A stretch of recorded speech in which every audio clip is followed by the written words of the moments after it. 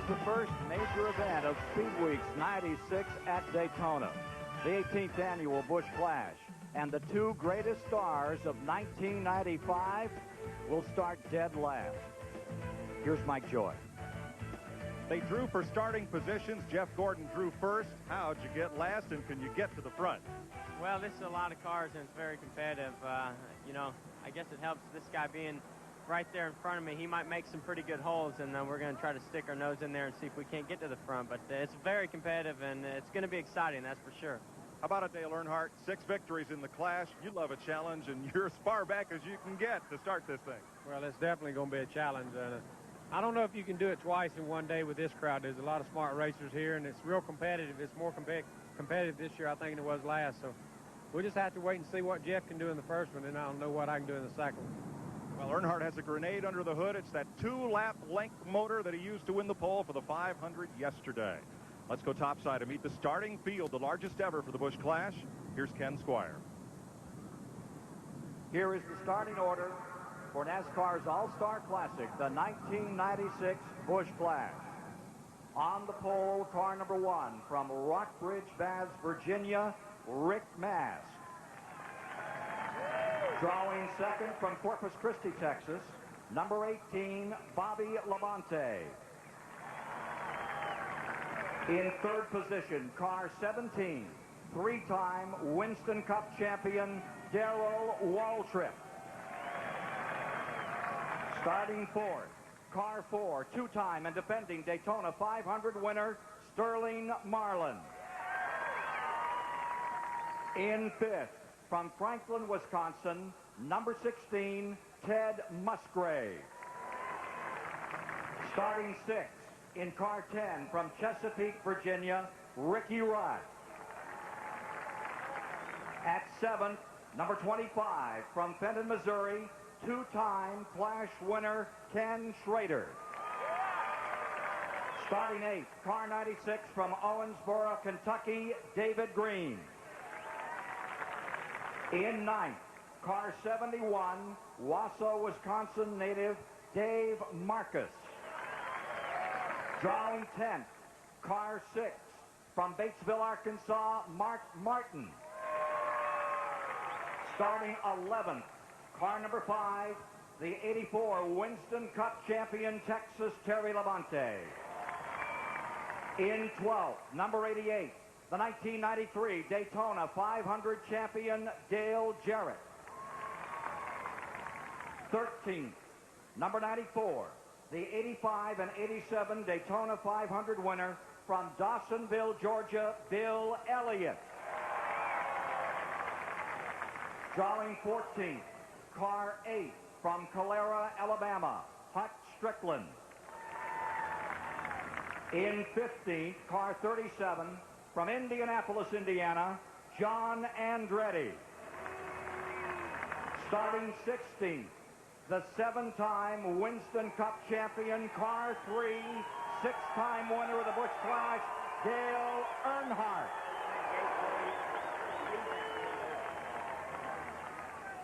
And finally, in 17th position, car number 24, the defending Winston Cup champion from Pittsboro, Indiana, Jeff Gordon. Ladies and gentlemen, your all-stars for the 1996 Busch Clash. All drivers to your cars.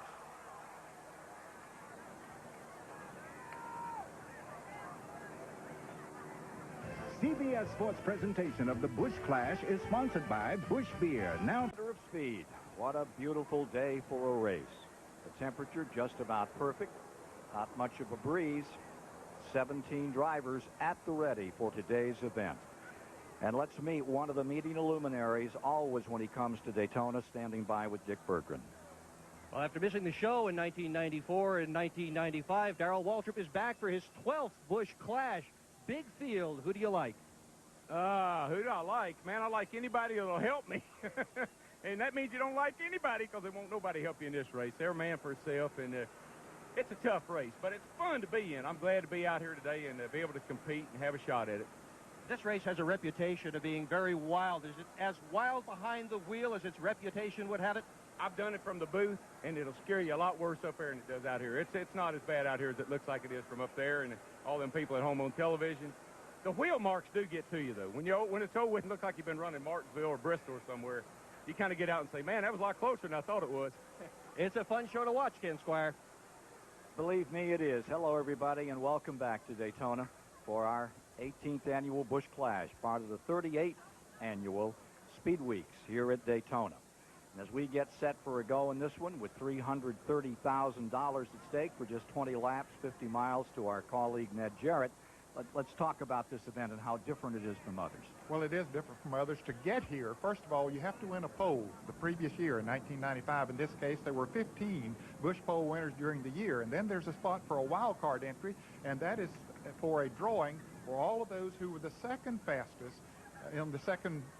on the second round of qualifying, I should say, and that's Dave Marcus in this field. And then there's a spot reserved for the driver who won the most poles in the Busch Series of NASCAR last year, and for the second year in a row, that was David Green.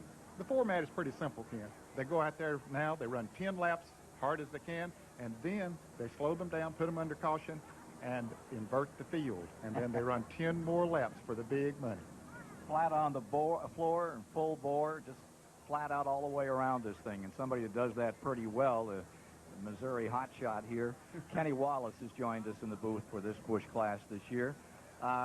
Strategy in this one? Well, I don't think there's no strategy, Ken. You know, this deal reminds me of like a video game. I mean, on a video game, you don't care if you spin out, you don't care if you hit the wall. Well, you do care, but it's only 10 laps. You got to go. I mean, you're going for every hole there is. So it's the Busch Clash of 1996. It pays a lot of money. There's a lot of pride. So you just go, and if the car takes you there, you make the hole and you get it done.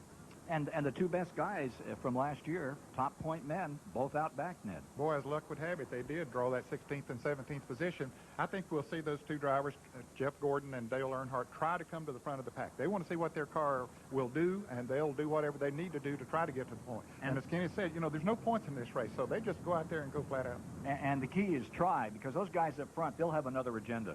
Oh, they will. I mean, I'll tell you, you know, what they're going to do. I mean, this is a two-segment deal, so they're going to try to put themselves in position to win this thing. So, you know, it's a two-segment thing. So wherever you finish in the first one, you know you might get inverted to the next. And if you're out front, you want to make those cars about 15 feet wide. Let's get the command to get this one cranked.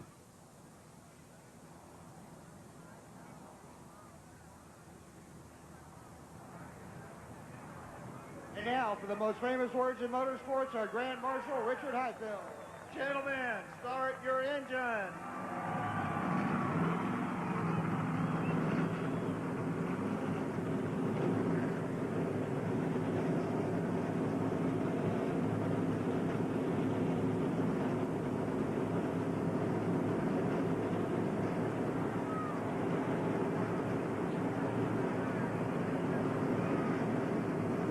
Back for the start of the 18th annual Busch Clash after these messages.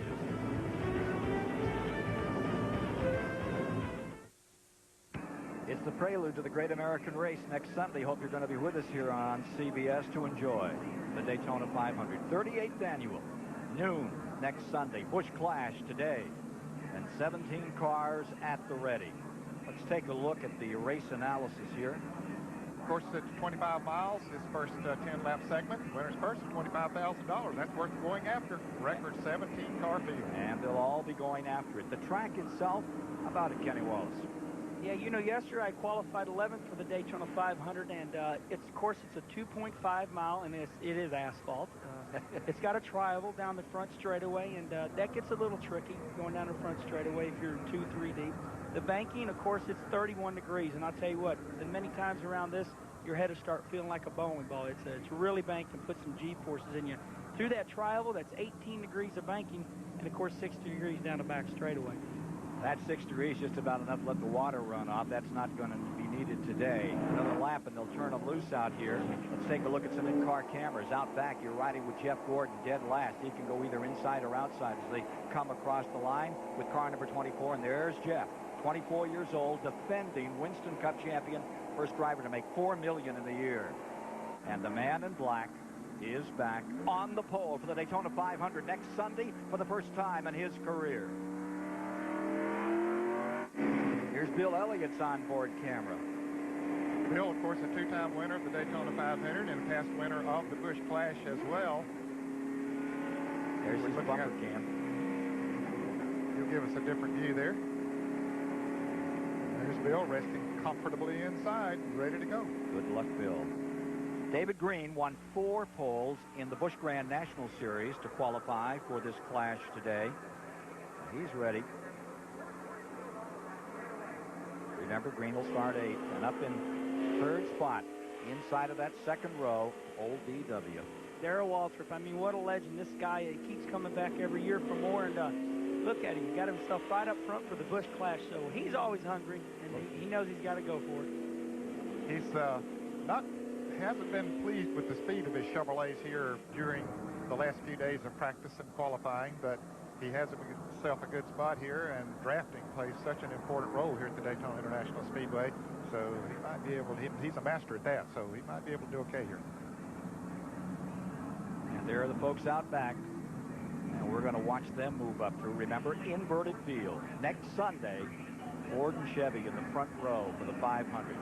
Gosh, that's going to be a barn burner. You're getting excited already, aren't you, I'm pumped up. You know, qualifying 11th for the 125s, at least if it serves me to be in there. But right now, it's the Busch Clash. These guys are really pumped up. Observers up in 3 and 4, saying it's just a bit gusty on that end of the 2.5-mile Daytona Speedway. Get ready. We're going to go racing at Daytona. 2 10-lap sprints, $330,000 in the hopper. 17 drivers ready to bring it on down. And they've all brought second cars. No points here. They're ready to tear them up if they need to. If you get the bumper in, you can get the whole car through. Yeah, you can't be conservative in this race. You can't wait. You don't have time to wait and see how the car's going to come in later, conserve your tires and all those kind of things that you do in a 500-mile race. You just put the pedal to the metal and go at it. We're about to go at it. Standing welcome ovation. And it looks like over 60,000, maybe more here today as the Clash rolls out.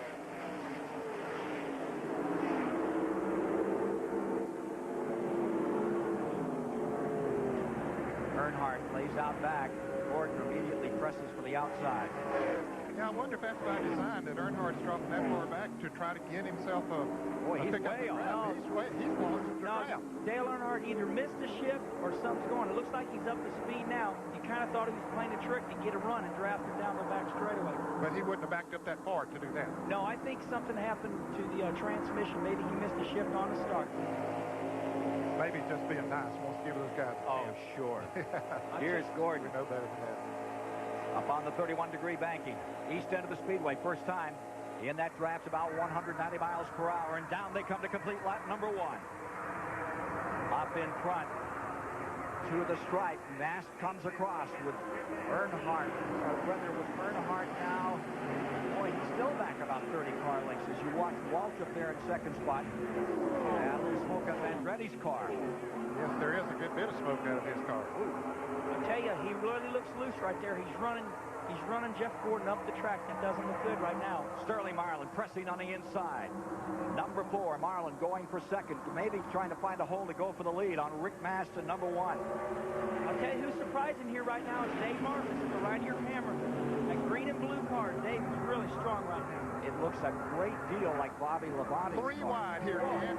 Look at Gordon up on the outside and Andretti down on the inside. That Strickland was in the middle there momentarily. And here they are up in front, 3 wide. Ken Schrader in the middle. Schrader tried to split him to make a move, and now he's left out to drive. Earnhardt has reeled it back in. Andretti is on pit road. First corner in. Andretti down to 16 on the field, working lap 3. High side, Gordon all the way up, and the Marbles making that move. Boy, that's a gutsy move. Musgrave down there. Got Strickland's number 8 up on the inside of Jeff Gordon in the rear. Meanwhile, in front, there you see defending Daytona 500-mile champion, the man trying to be the first in history to win it 3 in a row in the 500. Out in front, Sterling Marlin. I tell you who's really making a move right now is Dale Jarrett. He's almost supposed to lose the third, but really surprising is Dave Marcus running a strong third, and that's an independent. Let's go to Dick Bergman for more on Earnhardt. Well, the crew is kind of wondering what's going on as well, Ken. They say the shifter was a little tight. He may have not been able to shift well on the start. He has also radioed back to the crew to say the car is flooding a little bit in the corners. Earnhardt not yet running as well as he should. You see just in front of him in the 15th position, David Green out of Owensboro, Kentucky. Jared has moved from 12th up to 2nd place. He's right on the back bumper now of Sterling Marlin. As we see a lot of action back in the pack. And tough old Texas Terry Labonte makes his move. Ricky Rudd staying right with him. Gordon continuing to press and come through the field. Last lap, 188.4. Back to the stripe. And Gordon has meandered up through, what, even 6 from 17. You see him pressing right in behind Terry Labonte in number 5. Down on the bottom of the racetrack, Jeff Gordon.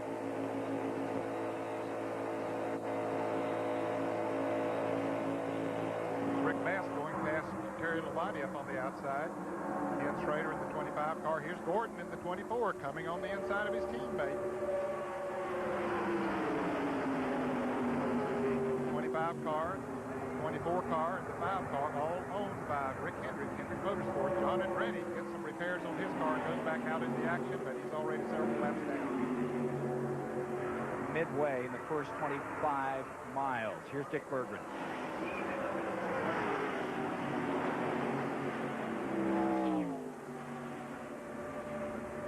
Well, John Andretti has just taken a lengthy pit stop. He has gone a lap down. His problem, an oil leak in the engine compartment. He's back out again. It shouldn't be a problem for the rest of the race. Jeff Gordon in the 5th, putting a lap on Andretti. Marlin stays first. Jarrett in 2nd. Ricky Rudd 3rd. Terry Labonte in 4th. Gordon in 5th. And Andretti may be coming back in. I tell you, these 3 guys up front are doing good. But what I'm looking at right now is the 5 car and the 24 car look like they're peeking to the outside. The bottom of the racetrack is their strong point. But I think Gordon and Labonte are surprising them up high in 1 and 2. Now they go to the bottom here trying to get something done in the trial. And getting it done is Labonte at number 5. Just squeezes one on. Here comes Gordon. Ricky Rudd in the 10 car, trying to hang on to the outside. He'll get a run off of this turn. Gordon pinched down a little bit there, depending on the draft that Rudd's able to pick up. Depends on who will get to turn 3 first. It looked like it might be Gordon. Andretti penalized. Too fast on pit road. Hits and goes back out again. Non-factor in this first segment. Okay, these guys you're looking at right now, they're going to have to get in line because the front 3 are hooked up and they're moving away right now. Schrader up on the outside. He was in the middle of that 3-wide sandwich.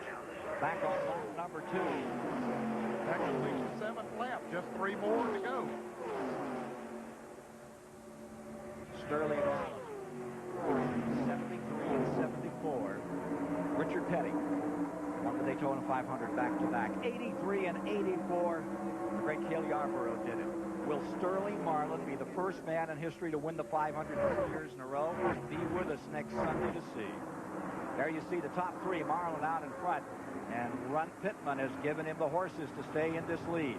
Last lap at 189.3. And Kenny, you're right. Those front 3 are pulling away. Those guys started racing back there side by side. They've singled out a little bit now, but those 3 were able to get away. That's right, Ned. You know, as a racer, you're sitting there, and Jeff Gordon didn't want to give up that 3rd place. He thought he could get past Ricky Rudd.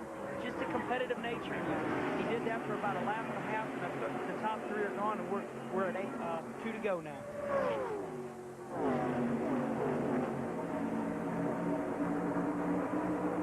There's the interval between that first group and that second group. There you see Rudd and Gordon. And Gordon's been shook off in that battle for the lead with 2 to go. Schrader up to 6. It's getting to be showtime here now up front if you got anything left. Earnhardt out back. Boy, what a surprise that one is. Get more on that. Yeah, but he'll start up front in the next race. Yeah, and then we got that little segment after these 10 laps, and you know the crew's going to fix it. So I think he's going to be really strong. White flag. On the go on the first segment.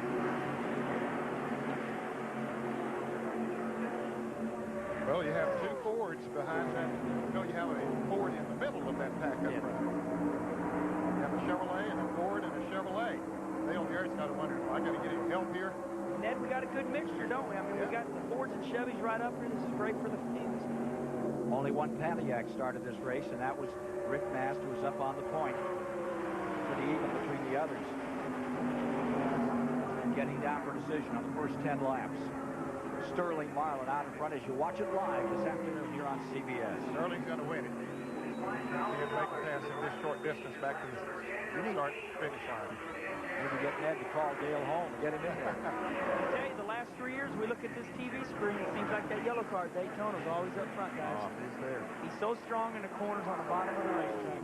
Morgan McClure, number 4, crew chief Tony Glover, and the engine man, one of the best, Runt Pittman, has won the first segment, collects $25,000. CBS Sports coverage of the Busch Clash continues after this message and a word from your local station.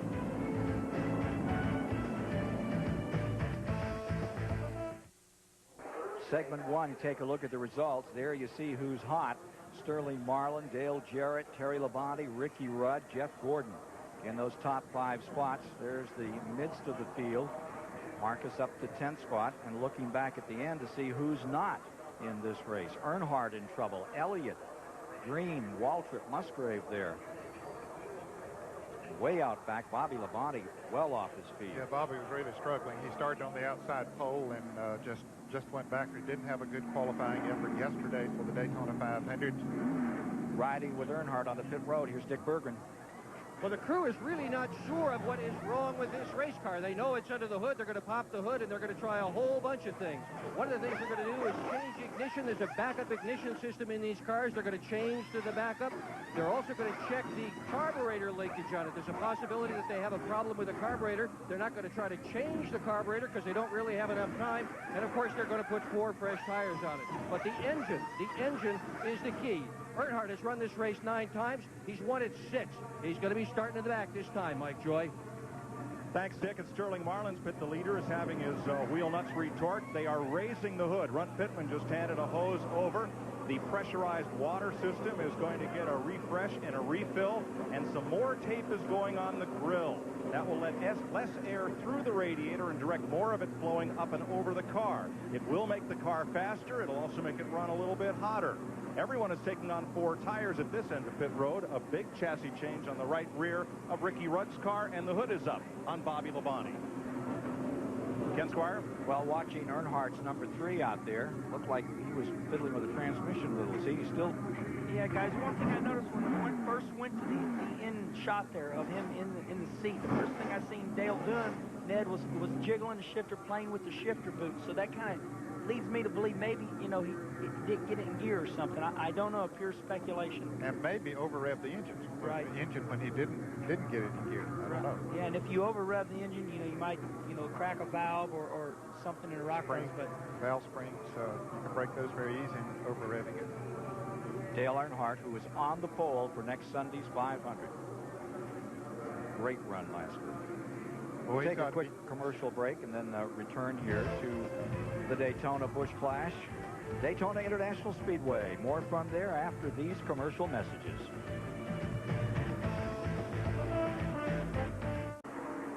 Pit road is clear. Last 2 cars out, Gordon and Earnhardt. Take a look at the halftime stats here, Ned. Well, there were just 1 lead change as Sterling Marlin got to the front quick. Biggest move from 12th to 2nd was Dale Jarrett. Most lap led, of course, was Marlin. And the other big move was Gordon out of the rear, pulling his way up through the field to finish in 4th. A couple of real good runs in that one. But now it's down to the big end of the payoff. Hey, we're tracking Earnhardt and Gordon for you. There is how it went in that first part. And as you see, the Earnhardt situation never got better from the outset. It's a little like Bodine. Remember, he made those repairs back in '93. He finished 13th, came back up through, and won the 2nd segment and goes down as the winner of the race. And we're back inside a very relaxed 6-time winner of this event in 9 previous races. His 10th start here. Here's Jeff Gordon. I wonder how much he's got to hold off at number 4 of Sterling Marlin and the Dale Jarrett car. It's going to be interesting. They've made adjustments on the cars. In that first 10 laps, they learned some things, either a little too loose or a little too tight, whatever, and made those adjustments, and ready to go again. Here you see David Green. He is pulled to the back of the field. I understand he's going to pull to the back of the field. Right now, it's not the case. Coming down by, pace cars have them in. As you look over the front of the field, getting ready on the start, what, in one? Take one, and then they're going to turn them loose. We'll start the first gear. They're coming down for the start right now.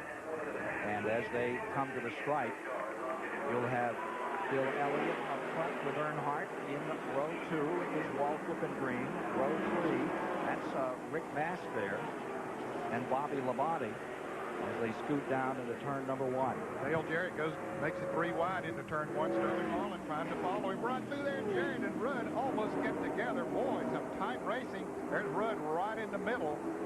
Rudd making a quick move before things settle down. Goes right up the middle with Marlin on the bottom. I'll tell you what, right there was some close racing. The boys were saying, let me get through this right now. Yes, and get out of this lap. Bill Elliott's bumper cam. Looking back at Dave Marcus. Coming around to complete lap number 1. Earnhardt scoots in front. Earnhardt's problem is fixed. Yeah. Yeah, whatever it was. Didn't take long, did it? Sure did not. Whoa. Dave Marcus and Sterling Marlin, both bumpers going through the trial there. 4 deep going into 1. Oh, wow. And still not giving it up. Oh, Terry moves up the track, gets into side.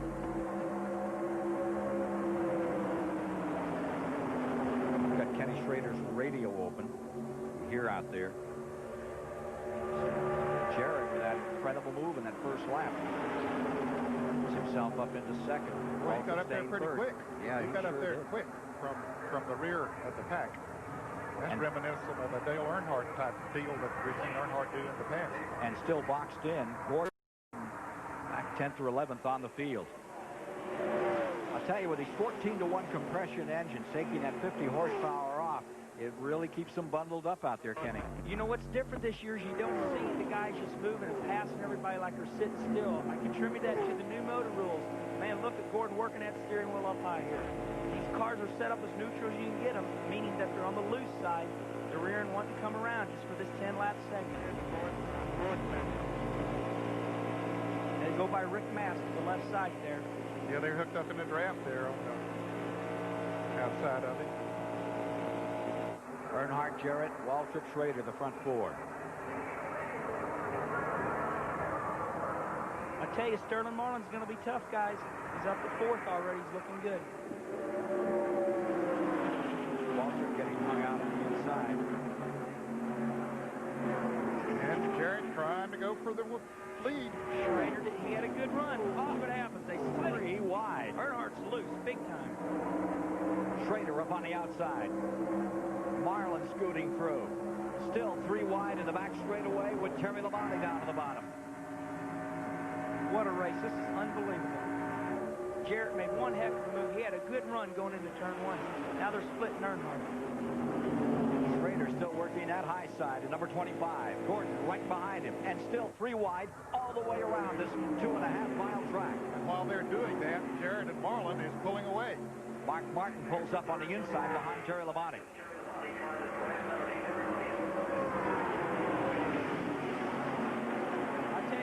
They're cruising for a bruising here. If they can get straightened out, it's going to be okay. But this is nervy right now in a race car. Here's Mike Joy with a major prospect for next week.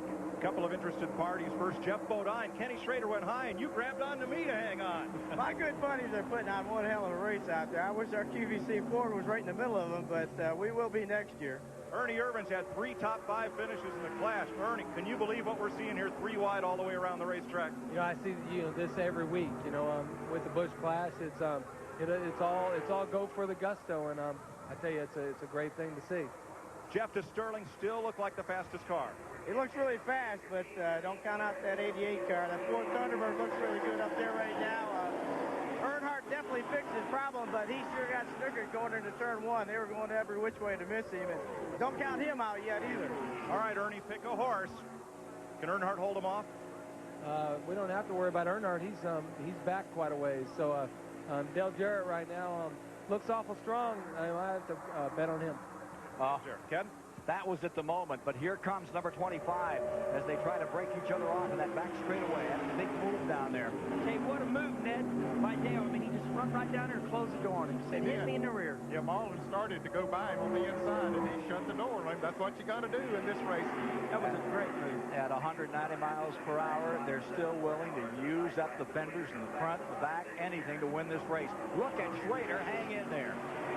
Right now, Schrader, who had that terrible crash the last time we saw him when he was running at Talladega, is back in this thing and going to second. And maybe trying to go for first. He's up on the high side. right now you see Sterling on the inside. Sterling's bumming right now. He's saying, let me get in line. I'm going to be hung out to dry. See him trying to come up there and get inside there? Ford's not going to let him in. Saying, no way. Trying to hold him out. You see Jeff Gordon, little flapper valve. That's an air release. That's mandatory from NASCAR. It releases air if the car spins out. Here comes Marlin back on the inside. That side-by-side racing will only help Dale Jarrett. Earnhardt line just behind Sterling Marlin. Earnhardt's getting back in this thing. But Jarrett has command for the moment. Would you look at Earnhardt? Here he comes. He ran the high side, pulling his tires off and making a run at him again. Unbelievable. Wow, there was Jeff Gordon up on the outside, making it 3 wide once again. 3 rookies in this race. Andretti, Strickland, and the guy leading it, Jarrett. And there's Earnhardt trying to help Schrader. And he does, pushes him right up there too, Jarrett. Earnhardt gets to 3rd, pushes Marlin back to 4th. Ford Chevy battle, 1st and 2nd. 2 laps to go. This time by. Earnhardt closing in. Here comes Marlin. Here comes Gordon. 5 miles left. Guys, this is going to be a shootout. I see this shaping up as a barn burner at the end. Gordon dropping on the bottom of the racetrack. He seems to now he goes back across the track from the inside back up to the outside, and here comes number 6. It's Mark Martin putting that pedal down hard, closing up. No place to run coming off 2. Waddled in. Marlin on the outside, Earnhardt on the inside. Jarrett stays in front. Schrader's in 2nd. And now Marlin's going to try that outside. They passed him on the outside. He said, let me give a go at that. He's up on the high side. He's going around Ken Schrader. Here comes Earnhardt down on the inside. Wow. Earnhardt gets left out for a moment there. I tell you, it's looking good for Dale Jarrett. White flag. This is it. Marlin dropped back a good bit, guys, and he has got back up there to 2nd place. He's got a long race car there. Big-time racing at its best. The NASCAR Winston Cup and their all-star show. Into the final lap. Dale Jarrett out in front, the 93 Daytona champion. Sterling Marlin, Schrader, Labonte, Earnhardt all in here. Down the back stretch for the final time. Dale Jarrett's going to win this race, guys. He's strong. My God, look at him. I like your attitude there, Kenny. Well, I'll tell you what. He's come from the back to the front, both segments. Yeah. I mean, look at him. He's pulling away. Yeah, he's got it now. Robert Yates has done some homework over the winter. They got some good engines in those cars. A lot of ponies under that hood. Here they come, down for the finish. On the 18th annual Busch Clash to the stripe. Dale Jarrett's done it. Only the 3rd win for Ford in the Busch Clash. Jarrett gives it to them as he did the 1993 Daytona 500. Wow, what a start to Speed Weeks 96 here on CBS. You know, we forgot to do, what's that? We forgot to let Ned call him home. Well, I'll tell you what, Ned was speechless. Congratulations, Ned. That was great. Thank you. You did a great job. I'll tell you what, all the critics now, I mean, look at him. He silenced everybody. He won the race, and we were looking for those Chevrolets to win. Hey, let's not forget Mike Joy down there with Dale Jarrett's teammate. Well, one of the biggest smiles in the place belongs to Ernie Irvin, who put the other Robert Yates car on the outside pole for next Sunday. What'd you just learn? I learned that I got an awful good car, good motor. You know, we did a lot of testing with that car too, so we're real excited about it. Dale did a great job. You know, got up there and you know, got towards the lead before Sterling did, and that's what paid the price. Thanks, Ernie and Jeff Bodine. We'll see you guys in the Clash next year. We'll return to Daytona International Speedway after these commercial messages.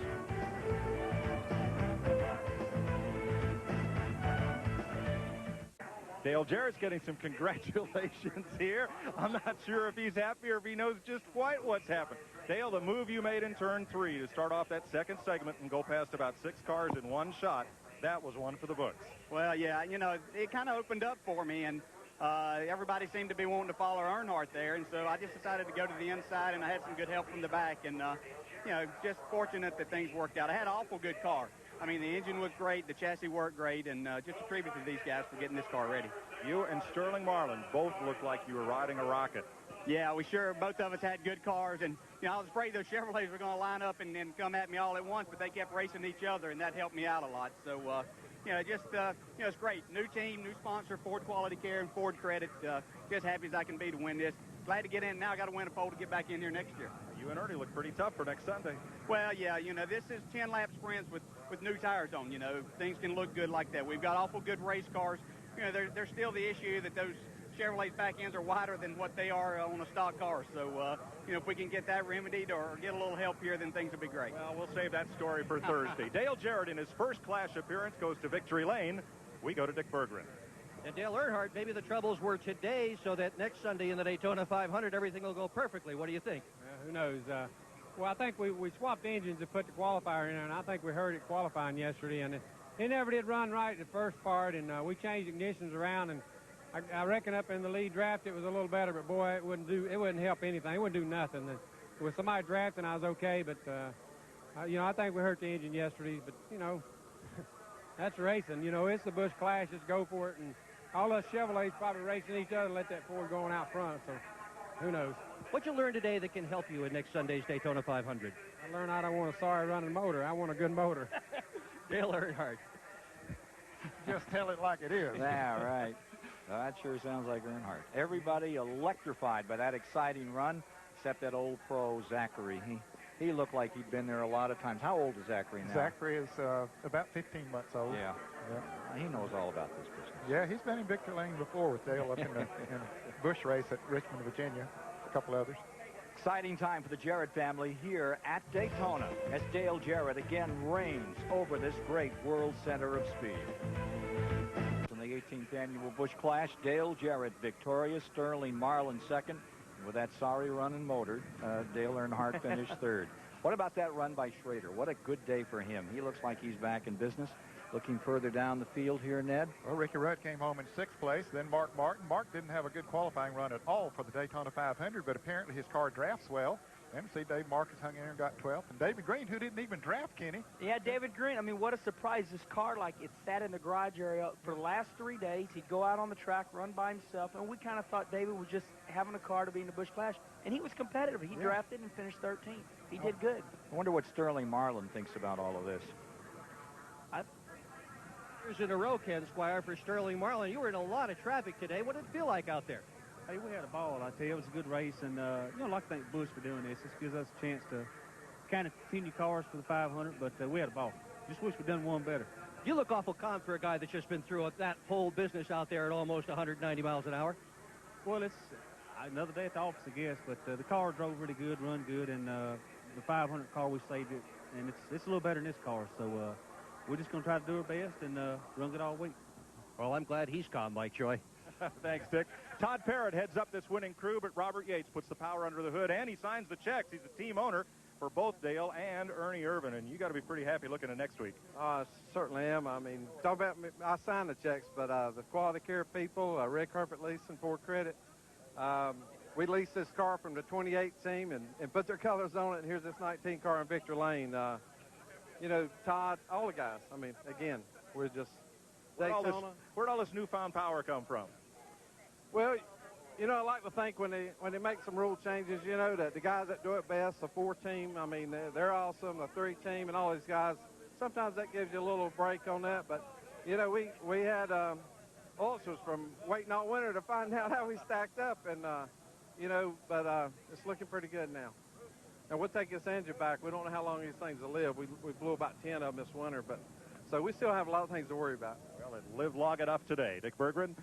Well, Jeff Gordon had hoped for a better day than the day he had, but how about next Sunday at the Daytona 500? Well, one thing that we did learn today, we got a great car. I mean, I had to do it all by myself the first time.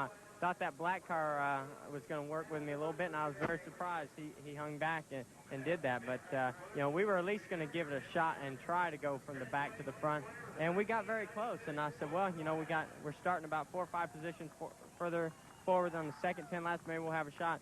And I just didn't get the right moves, didn't come to me. And, you know, so we come up a little bit short. But one thing we're real happy with is the way the car's running. Of course, at one point of the race, we had 3 Hendrick cars, one right behind the other. How do you orchestrate a thing like that? Well, I thought with all 3 of us we could go to the front, but, you know, the 4 and the 3 car were just too strong. They were down there on the inside, and I thought we were just going to blow by them, but we weren't. And so I thought, you know, well, once we stopped moving, I said, well, I got to do something here. And they were all around me, and I passed Terry, and I think I messed us all up. So maybe, you know, next time we'll all stick together. And, you know, I mean, I like to work my teammates. I knew I was running out of laps, and on this race, you know, you only want to win, running second or third. We finished 9th. 9th doesn't mean any different to me than second or third. Now, all winter long, we have heard about the Fords, how they just couldn't run as fast as the Chevys, and yet a Ford won the race. Are you surprised at how well they went today? Not at all. Not at all. Jeff Gordon. Well, there you have it from Jeff Gordon. Not surprised at all about these Fords. Hey, folks, Kenny Wallace and... one of them Wallace boys. Yeah, one of them Wallace boys. That guy over there on that Jarrett. But listen, you had 17 cars out here. Now you're going to go to 43 next week. What do you think about next week? Well, I'll tell you, you know, next week there's a lot more cars that we didn't see today. We seen guys that sat on the pole last year, and there's probably, you know, a good 30 cars, you know, in the garage areas right now. So these cars are tough. I'm excited. I start 6th in the one of the 125s, and you know, Rusty didn't make the Busch Clash this year, so there's still some people that nobody's seen, and it's going to be really, it's like today. I mean, we're going to have to see where everybody sorts out. Ken, we heard a number of the drivers that were interviewed talk about that they learned some things for the Daytona 500, and they were not running the cars today that they'll run in the Daytona 500, none of them. But they can take things from these cars. The cars are very similar, but it's not the exact car. So there they are, the men for the front row for the 1996 38th Annual Great American Race. Earnhardt and Irvin, North Carolina versus California. Chevy versus Ford. This is Earnhardt yesterday on his way to his first pole in the Daytona 500. That car was performing just to perfection. He's won 26 times at Daytona, but he's never won the 500. Will he stay star-crossed, or will he take it home? We'll see next Sunday, and we hope you're going to be with us to enjoy it after this great preview of the 1996 Winston Cup season, where Dale Jarrett's pulled it off and made it look easy as he just bombarded and blasted his way through the field in a couple of laps to take it all. For Ned Jarrett, Kenny Wallace, Mike Joy, Dick Berggren, Ken Squire, saying so long from Daytona Beach, where Dale Jarrett has won the 1996 Busch Clash.